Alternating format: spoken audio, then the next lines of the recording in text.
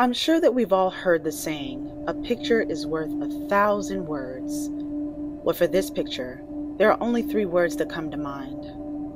One big lie. This may look like the photo of a perfect family, but the reality behind the photo is much darker. And it all began when this wife and mother went missing without a trace. Shadow Quest investigates the strange disappearance of Susan Powell.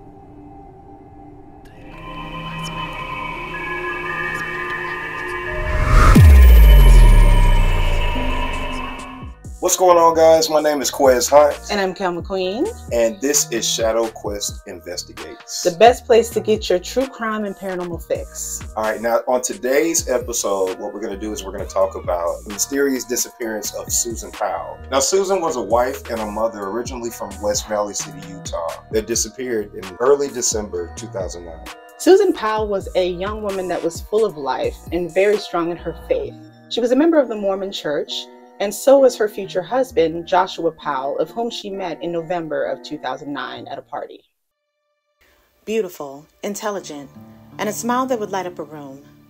Susan Powell was born Susan Cox on October 16, 1981, to parents Chuck and Judy Cox.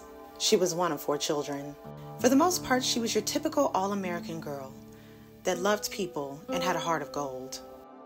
As she was getting older, she loved to keep herself up, always having her hair and nails done, which made most people believe that more likely she was going to cosmetology school one day. She was a good student and a faithful member of the Mormon Church when she met Joshua Powell at a young Mormon social event. Joshua Powell was born January 20th, 1976, to Stephen and Terica Powell, and had 3 siblings as well. Joshua had a bit of a different reality growing up than Susan did. Coming from a broken home, Joshua witnessed a lot of toxic behavior between his parents. But even with that, Joshua was ambitious, and when meeting Susan, had a job and a place of his own, appearing to have everything together. The two hit it off pretty well, because not long after meeting, they began a relationship, and then in December of the same year, they were engaged. Now, people that knew Susan closely felt that the engagement was a bit fast, but Susan was confident that this was the love of her life and that she had made the right decision. In April of 2001, the couple tied the knot in front of friends and family. Susan was so excited to start her new life with her new husband. But a day that was supposed to be the beginning of a beautiful life between 2 young people in love was the first day of a nightmare ahead. Now, in the beginning, things were going pretty well, but like many young couples, they did struggle with money at some point, which led them to moving in with Joshua's father, Stephen Powell, who was cuckoo for Cocoa Puffs. Now, from the moment that they moved in with Stephen, it was very clear that Stephen had quite an infatuation for Susan. He was constantly filming her day in, day out. And he followed her all around the house, and she was becoming very annoyed. It was very clear that she was becoming very annoyed. Like a creepy old man. He is a creepy old man. Yes.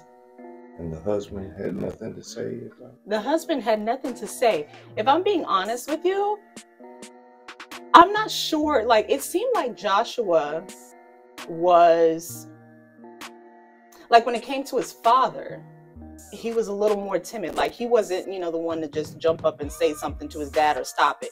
You know what I'm saying? Stop it, Dad. She's uncomfortable. Like, no, he just kind of went along with it. But that, So that's it's his like father. the mama's boy syndrome, like With on the dad? inverse. Yeah, it's possible. That's weird. Yeah, it's possible. Yeah, because Stephen Powell was crazy. Nuts. 2 flies over the cuckoo's nest. 1 fly over the cuckoo's nest. One flew over the cuckoo's One nest. flew over the cuckoo's nest. What we're not going to We're gonna give him 2 flies. We're not going to give him 2 flies. I give 2 flies. That's why I'm not going to let her say that, because it's not that. It's one not flew that. over the cuckoo's. It's not that. It's not that. Damn it. Yeah. So eventually it just became way too much for Susan, and she let Joshua know. So they decided to eventually move out of the house. But that did not stop Stephen from pretty much stalking her. He still continued to follow her around, recording her.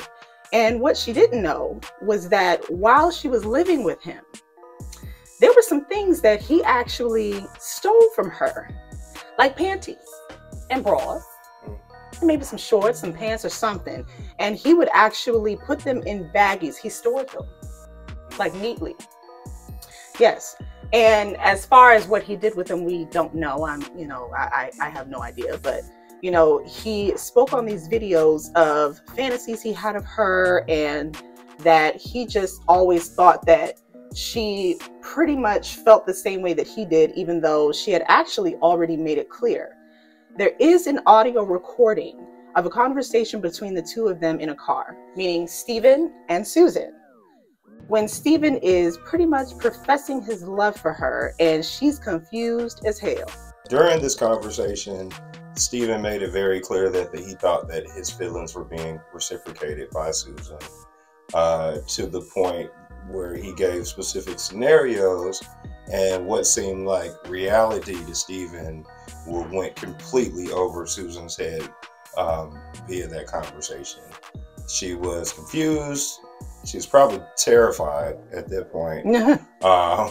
And she was bewildered because she didn't have those feelings. She didn't reciprocate.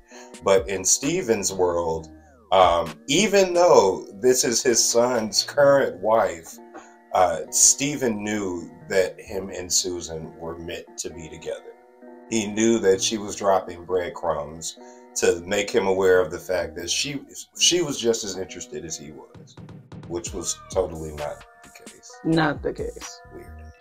After moving out of Stephen's house and buying a house of their own, Susan became pregnant, and she was so overjoyed for the new exciting chapter in her life, because one of Susan's dreams was becoming a mother.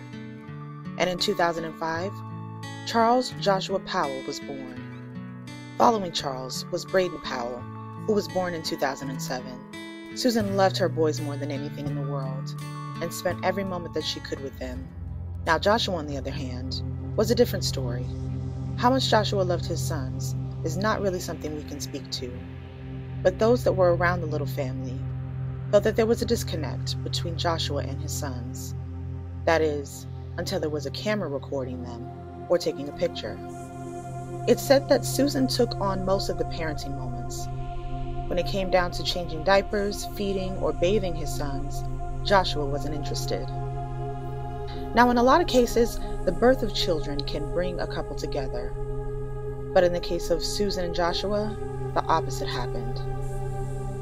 In 2008, things were the worst that they had ever been, when the couple was fighting constantly, and Joshua became very possessive and controlling over Susan. But she was reaching her breaking point and considered leaving Joshua. So she spoke with a lawyer about what her options would be, and he advised her to make a video of everything in her home, meaning all of her assets, and she did so. The video was actually quite disturbing. You could tell that Susan was drained and had visually reached her breaking point. But even after that, Susan was still conflicted on whether she should leave, especially when hearing Joshua say at one point that if she left, she would never see her children. On December 7, 2009, Joshua's mother and sister Jennifer became very concerned when they were notified that Braden and Charles never arrived to daycare that morning. Jennifer went to Susan and Joshua's home and also called both of them and made no contact. They finally decided to contact the police, and when arriving, the police broke a window to enter the home and immediately noticed that there were 2 box fans that were pointed towards the carpet, obviously drying something major. But after searching the house, they discovered that no one was there and the family car was gone as well. The police weren't immediately alarmed by anything in the home, but they did find it strange that Susan's purse with her ID, money, and keys was still in the house, but the family was still nowhere to be found, which left friends and family in panic. After 24 hours of not hearing anything from anyone, Joshua finally contacted his sister. Relieved to hear his voice, she asked where they were and if they were okay. Joshua confirmed that the boys were with him and that they were okay, but Susan was not with him, and he didn't know where she was. About an hour after speaking with his sister, Joshua finally returned home with the boys. Now, the more peculiar thing about this whole disappearance is that Joshua claims that he got up after 12 a.m. and took both boys to a campsite. Then when asked about Susan's whereabouts, Joshua said that he actually left Susan at home alone and took the boys to the campsite. But not only was it peculiar that Josh decided to up and take his two young sons camping in the middle of the night, but it was also in the dead of winter. Snowing, cold, freezing. There was a storm that had just passed over the location that was supposedly the campsite. So there was really no way that that could have been the case. Of course, the police had a hard time believing Joshua's story, and friends and family knew that Joshua did have a tendency to jump up and do spontaneous things, but no one believed that Susan would have agreed to taking the boys out in that kind of weather in the middle of the night. So the detectives requested that Joshua come to the precinct, in which he did, and he also brought the boys. The detectives believed that Joshua brought the boys to be a little bit of a distraction, because when speaking with him about the last time he saw Susan and the last 24 hours, he was very vague with details. So they asked if they could search his car, and he agreed to them doing so. And when they did, they found a lot of camping supplies, but they also found Susan's cell phone, which didn't make any sense to be in the car if Susan didn't join them on this late-night camping trip. Detectives didn't think they were going to get much more out of Joshua, or at least not the whole story. So they decided to speak with the boys. And it was during Charlie's interview that he said that he was camping with both his father and his mother and his brother Braden, and that they went to the Dinosaur National Park. But when asked who came back with him, he said that his dad and his brother came back, but that Mommy stayed with the crystals.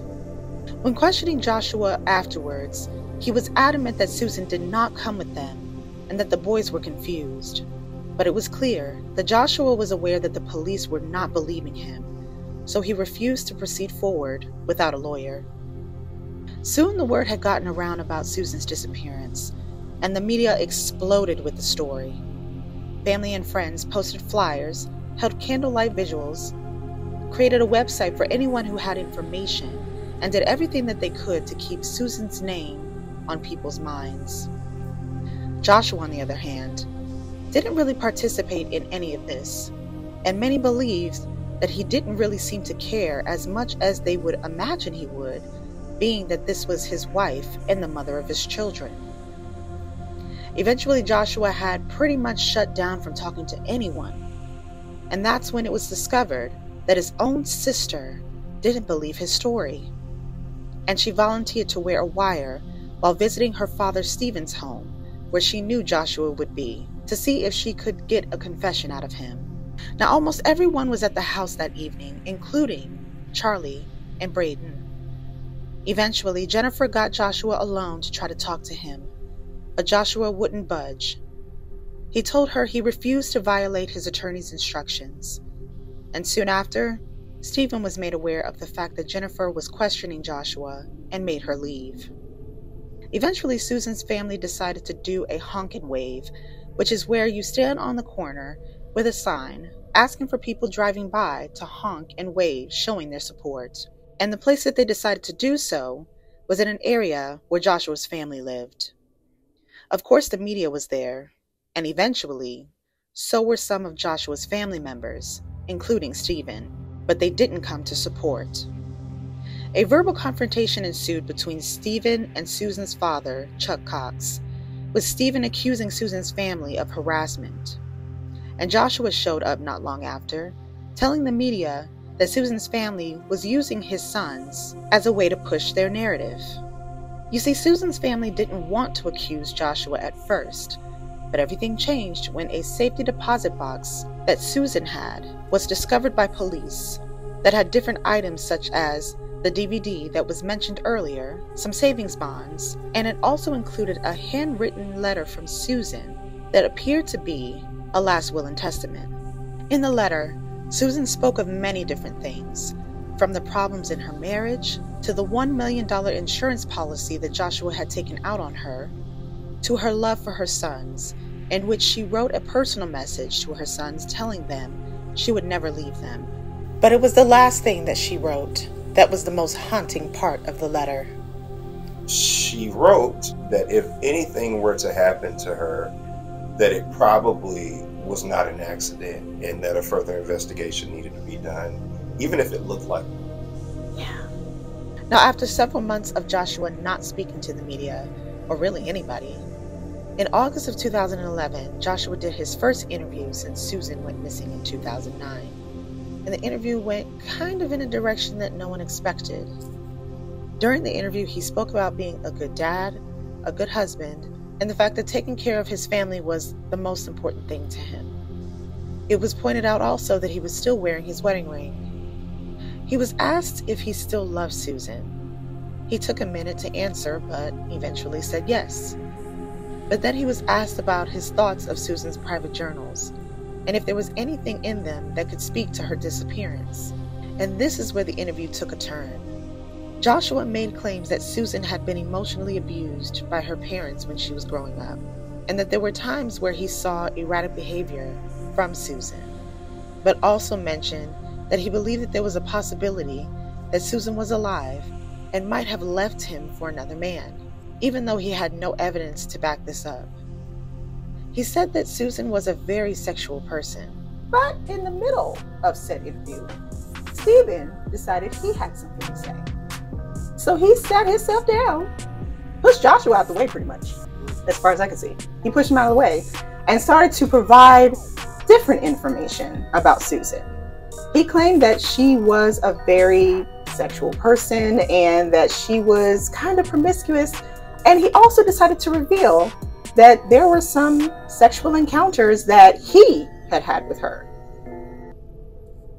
Stephen painted a completely different picture of Susan.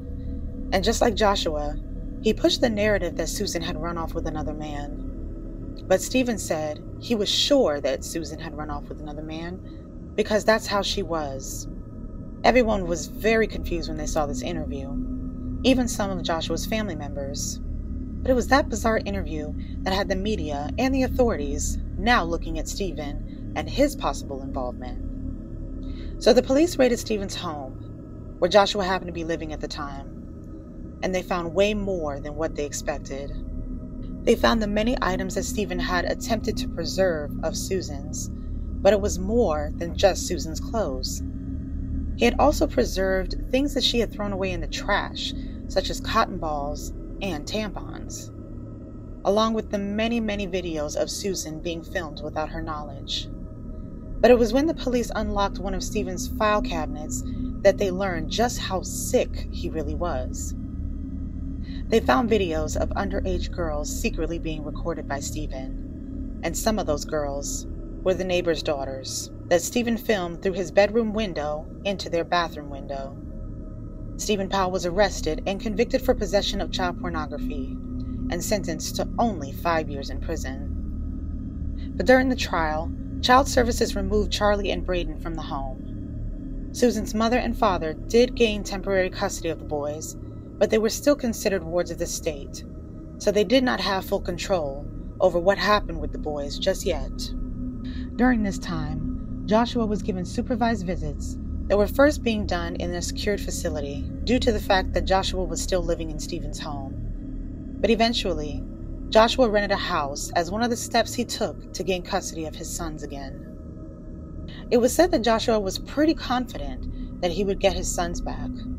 That was until during a custody hearing, it was revealed by the police that they had found inappropriate drawings on Joshua's computer of cartoons engaging in inappropriate activity. This was concerning to the judge and made her question if the boys would be safe living with their father. And even though Joshua's attorneys attempted to downplay the pictures as much as they could, The judge ruled that the boys would remain with their grandparents for an extended amount of time. And the judge also ordered Joshua to undergo a psychosexual evaluation. It was clear that Joshua had hit rock bottom and was no longer in the secured state of mind that he was once in. But no one knew just how far he was about to go. Now, before we proceed on, let's take a little step back to talk about Joshua. There are many that believe that Joshua's downward spiral began when he lost custody of his sons, but there was a history of concern for his mental health going back to when he was a child. His parents described him as a troubled teen. When he was a kid, he harmed family pets, attempted to take his own life, and even threatened his own mother with a knife. It's also believed that by witnessing alleged emotional abuse between his mother and father, that he may have adopted his father's disparaging view of women. And when his parents divorced in 1994, there was a tug of war between the parents when it came to him and his siblings. And when Joshua married Susan, it's believed that he repeated the same toxic, unhealthy emotional abuse that he saw firsthand as a child. Now, to jump back to 2012, after the custody hearing where Joshua found out that his two sons would continue to live with their grandparents for an extended portion of time, he appeared as if he was preparing for something, but he wasn't preparing for what people assumed he was preparing for. He had gathered a lot of Charlie and Braden's things and given them to the Salvation Army, transferred some of his finances, and had also sent out messages to people indicating that he had reached the end of the road. But one of the strangest things that he did was that he filled up several cans of gasoline. It was clear that Joshua had become unhinged. Chuck sensed this and spoke to being concerned about the boys visiting their father in the state that he was in. But sadly, he was unable to stop the tragedy ahead. It was on February 5th, 2012, when Elizabeth Griffin Hall, who supervised the visits between Joshua and the boys, picked up Charlie and Braden from their grandparents' house and drove them to Joshua's house. When arriving, the boys were excited to see their father, as usual, and when getting out of the car, the boys ran to their father, with Elizabeth not far behind. But the moment that the boys entered the house, Joshua slammed the door shut, leaving Elizabeth outside, banging on the door and screaming for Joshua to open it. She then heard the haunting words from Joshua, "Charlie, I have a surprise for you." And it was right after that she smelled gasoline. She immediately called 911 and told them that she was conducting a supervised visit that was court-ordered, and that she had been locked out of the house. The operator said that he would have someone sent out, and when asked how long that would take, the operator stated that he didn't know because the officers had to tend to life-threatening emergencies first, in which Elizabeth replied, "This could be life-threatening." Not long after making that statement, the house was on fire. Elizabeth screamed for help, hoping that the neighbors would help her to get the boys out. But it was too late. All three, Joshua, Charlie, and Braden, perished in the fire. When it first happened, it was reported that there was an explosion in the house, and many thought that it was due to gas. There were many that didn't know what to think, and there were others that were shocked but not surprised. But it was the autopsy that revealed the gruesome details of what happened once the boys were inside that home. There were chopping wounds that indicated that Joshua attempted to take their lives with a hatchet first before setting the house on fire. And after he did so, he poured gasoline all over the boys and lit a match. It was the worst possible ending that anyone could imagine. 2 innocent lives were taken by one of the people that they loved the most, their father. And any doubt that anyone had had regarding Joshua's involvement in the disappearance of his wife Susan went out the window. It was now brutally clear what Joshua was capable of. The Cox family was furious with Child Protective Services for not doing all that they could to secure the safety of the boys.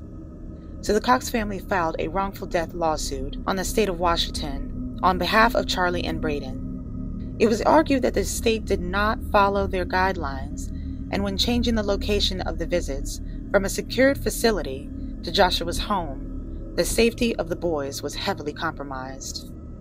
The Cox family won their lawsuit, but that didn't heal the pain that they still felt, but brought some justice for the boys.